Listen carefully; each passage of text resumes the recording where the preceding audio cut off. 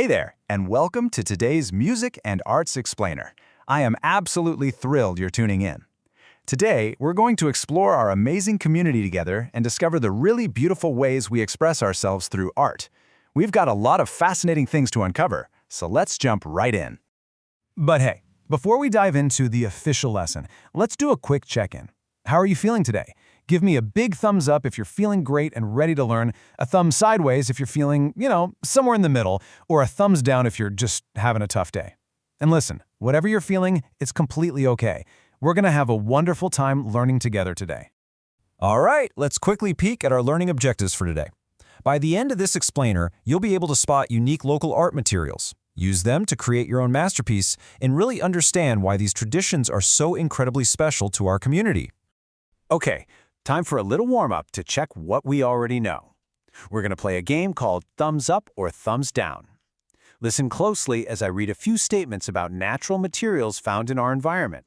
When you decide on your answer, I want you to give a big thumbs up if the statement is correct and a thumbs down if it's not. Get those hands ready. Here's number 1. Abaca fiber comes from a plant similar to a banana tree and is a primary material used in traditional weaving. Think about where abaca fiber actually comes from. All right, show me those thumbs. Are we thinking thumbs up or thumbs down?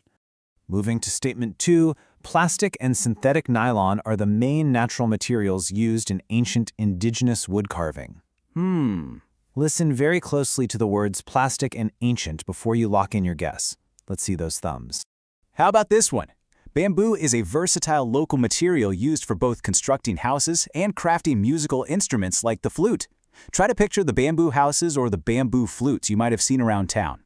What do we think? Thumbs up or thumbs down? Let's try another.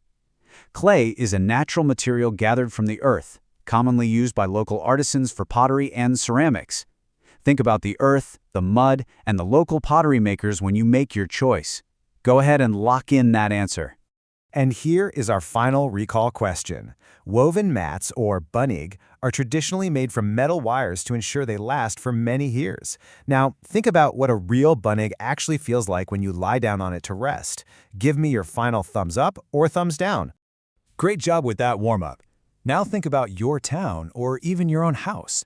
What objects or decorations do you see that are absolutely unique to our community? To figure that out, get ready for a fun material hunt.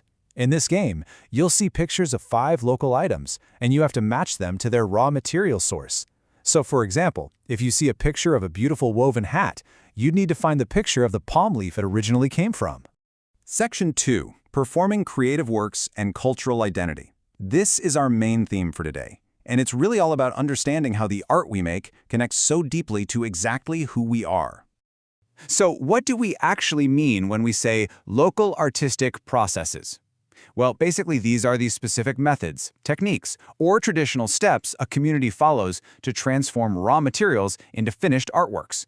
It's like a special, step-by-step recipe that's totally unique to a region, and these amazing techniques are lovingly passed down from generation to generation.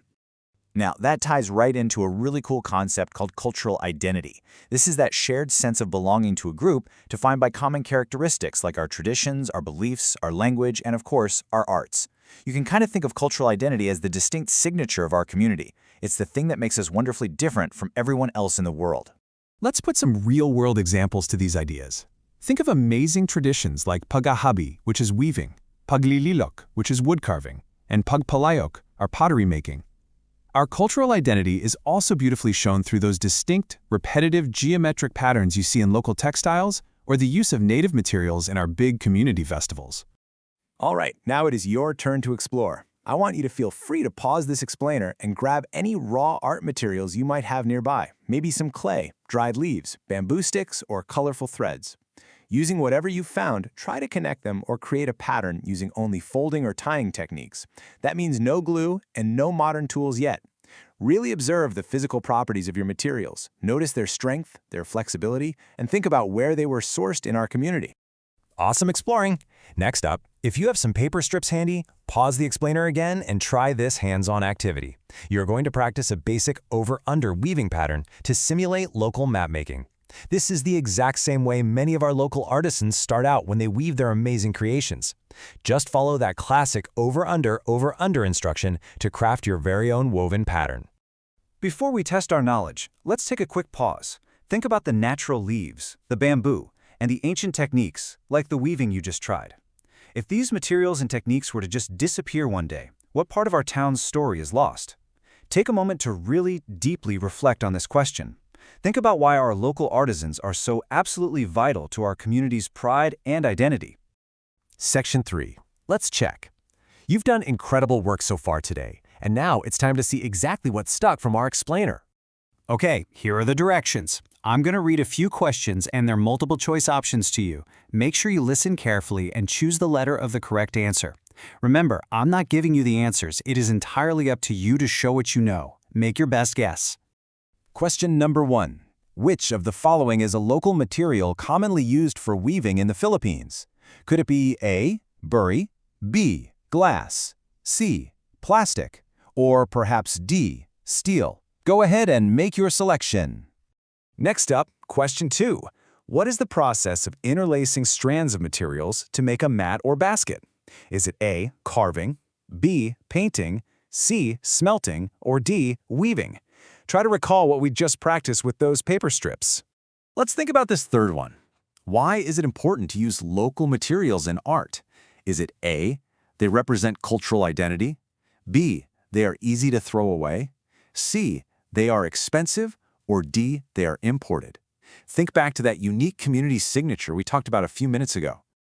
Moving right along to question 4. Which local process involves shaping wet earth into pots? Is it A, pottery, B, sculpting, C, smithing, or D, tailoring? Which artistic process fits the bill? And our final question.